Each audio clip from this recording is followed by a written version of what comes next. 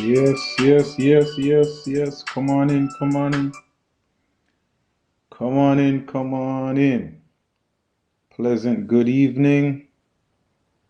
And here we go again, 2023. Glad that we have made it in to another year. Greetings and salutations to everybody out there in viewing land, listening land. Andrew here back at you one more again for the Wednesday Wagwan, the midweek catch up in a brand new year. Yeah, so it's been a while. Didn't do I think my last one was episode 16. Didn't do it at the end of the year, the very end of the year, but nonetheless, 2022 left us with more violence, more killings.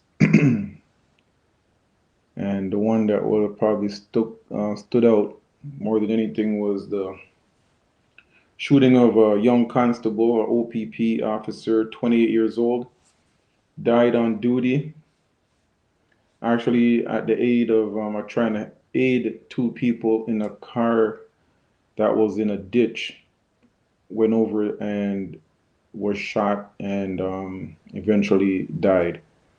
28-year-old officer, young man, and condolences to that family and those who were deeply affected by that. It shouldn't have to happen that you're trying to help somebody and you end up getting killed. But that we'll get into that in a little bit because that sparked some more conversations within the government in the municipal and the federal areas. So we'll get into that in a little bit. Um, 2023 started out with continued violence. A lot of shootings happened in the first days and weeks. So we're not going to get into all of them, but one in particular we found out just recently, a couple of days ago, three individuals were shot. I believe it was in the East End. One was taken to hospital, and two others made their way to the hospital. And it seemed like it was found out that it was the same incident or the same gun used um, for these victims, and they're all in serious condition right now. So 2023 was a continuing of more violence, gunplay, and those things. But two topics I want to touch on tonight in particular, just to put it out there because, like I said, I've been wanting to talk about the femicide and the violence against women. So we're gonna touch on that, and we're gonna touch on bail reform. Um, yeah, why don't we just start here with the bail reform? As 2023 ended off, like I said, with the killing of a police officer, OPP officer, attending to a car that was in a ditch, apparently. And allegedly, there's two suspects now that have been arrested. Um, One has a decorated rap sheet, was on bail, and obviously has a propensity for violence. And here it is that he unleashed some of that violence and frustration or whatever it was to take a life of a young officer. And that sparked a conversation between mayors and federal officials, government officials, to say, is it time we start talking about bail reform? Is it time more than ever to really address this issue about bail reform that, there's career criminals that are in the system, in and out of the system, and that in and out is exactly what we're trying to deal with. There is no reason, as one of the articles I was reading says, that a career criminal that is convicted of violent physical assault, sexual assault, or weapon offenses should be granted bail. Now, should they get early release when guilty of multiple violent acts and offenses? I think we can say that a resounding no. I don't know what the lawyers have to say in regards to that and human rights and all these other things that are involved, but here you have it that bail is back on the table. We've been talking about this, and some of the solutions we're saying. How do we keep some of this violence off the street? How does it seem to keep the community safe when you have a revolving door in the judicial system? And who are the lawmakers that can change these things? So here it is now that, when we're talking about these things before, it seems to be more, you know, it seems to be like more pressing now because police officers have been um, targeted or shot or killed, and it seems to be more um, of a pressing matter than when you know regular civilians were being shot, killed, stabbed, or whatever. Whatever. I'm not really here to. I guess I can't really cure how it got here. No, I can't say that either. I care that we seem to put it on almost like a two-tier system where you have you know one recognized more than the other. Sad that it took the killing of officer, but it's sad also when it's a civilian, an innocent person, or even a person who was shot in some kind of dispute. And the fact that people are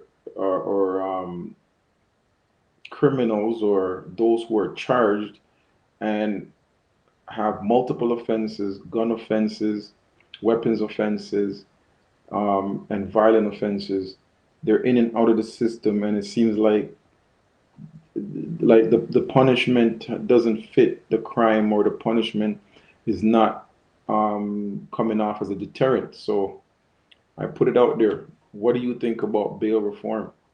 And what do you think is needed? And do you think it's long overdue that we address this not only um, on the governmental side, but the community side? I need you to weigh in too and tell me, what you think about this. And are you on board with the immediate transition, the immediate turnaround of some of the policies that we have where bail reform is concerned? I think it is imperative that we talk about it. I think it's time. I think it's way past time. I think human rights is involved, but lawyers who are advocating for some of these career offenders to have the right to be out early after multiple charges, and it doesn't seem to me that they're learning. So I'm not gonna go on the human side of that because there's humans incarcerated for life, and if that's the case, then listen, you did the crime, you're doing the time. Are we then saying they should be out early because of the good behavior that they displayed in 10 years or 15 years? That's up for debate. That's another argument, but that's it for bail reform. And bail reform is on the table bright and early for 2023. And we'll see where that goes in the next coming weeks. You'll probably hear me talk about that again. Another topic I want to talk about, though, real quick is um, that the Peel Police, they've launched a program called the Intimate Partner Violence Pilot Project, and there will be two safe centers, response teams. They will be available 7 days a week for in the hours of, I believe they're doing 12 hours, 12-hour shifts. So it seems like a 24-hour, 24/7 response team, response center. And the goal apparently is to get into the houses, the homes early enough so that women can get access to services or assistance to exit a toxic situation. You know, when I read this thing, so many things came up in my head. Like, to the goal is to get into the homes early, and I'm like, does that make that woman more vulnerable? Does that make that woman more at risk, knowing that they've reached out? So I'm waiting to see, and I need to hear, people weigh into it, and let me hear what you think, and if you know someone who's going through this, and um, maybe they have some experience with this, and tell me how it works. In this article, there was a quote that says, "Violence against women does not start with strangulation. There's a whole lot that leads up to the escalation of violence." Now, these safe centers, their objective is also to engage the male partner to get him help so that he can find other ways to deal with his frustration and attitudes that he holds around women. And when I read that, I was like, hmm. So you want to get into homes early. You want to engage with the assailant or the person who is verbally abusive, because, and why I say verbally abusive before I say violent is because apparently this resource or this response team, they say that it is used to dispatch to non-criminal and non-violent calls. So that tells me then, are you saying that the calls that are coming in, they're non-violent issues? They're non-violent calls, and if so, then what made that woman call? Were they at the point where they were scared and saying, okay, this looks like it might escalate? And fair enough, if you recognize that, or if you got to that point, I think this is not something, like I said, strangulation. It didn't start with strangulation. This was a build-up somewhere. And I'm not victim blaming here.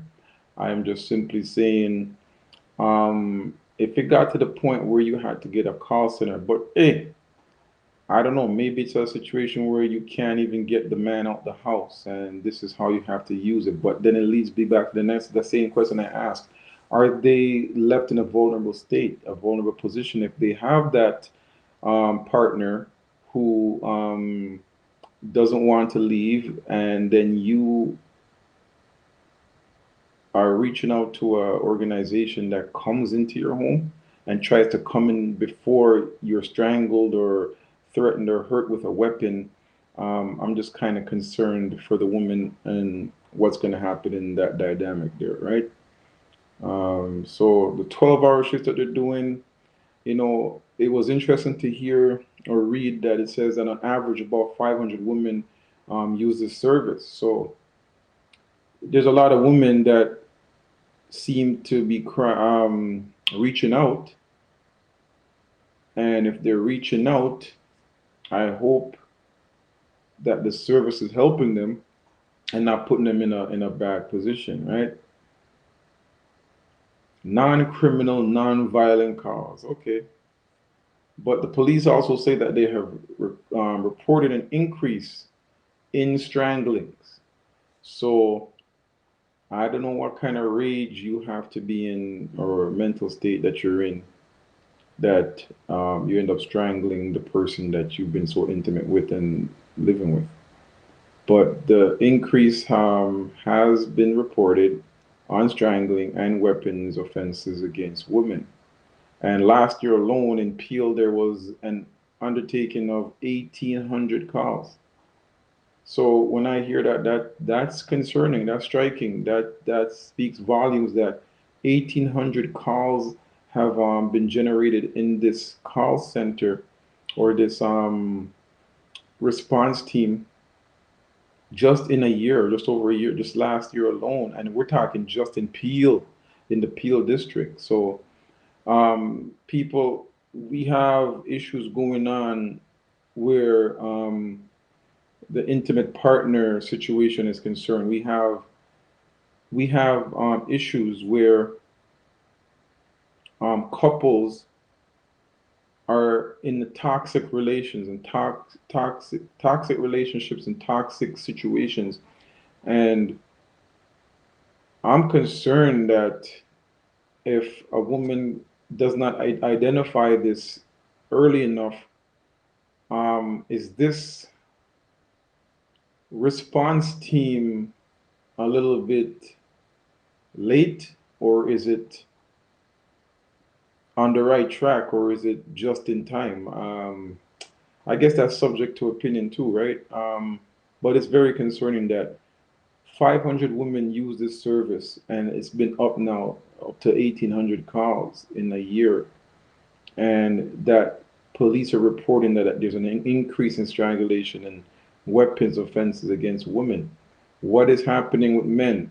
You already know this program's about the fact that men are dying, and women are dying now too. Not just now, but women are dying at the hands of men. Men, do we have a problem? Is it that we can't filter our frustration some other way? What is happening that you looking on a woman who you're supposed to be taking care of and nurturing and aiding, and instead you're hurting and breaking and killing that individual? That's very sad, but it's the world we live in. And yeah, we're going to tackle this a little bit further, go a little deep, do a little deep dive. But this article just came out and just stuck out to me because I know that is an issue we got to talk about. We got to address the elephant in the room. We have to understand and get to the root of this problem and see how we can just change this and turn it around. It shouldn't be that men are killing. It shouldn't be that people are being killed. It shouldn't be that we're killing. We're living in a world, and I mean, war is here. And the song says, war, what is it good for? Absolutely nothing. And someone can say, what is a gun good for other than killing?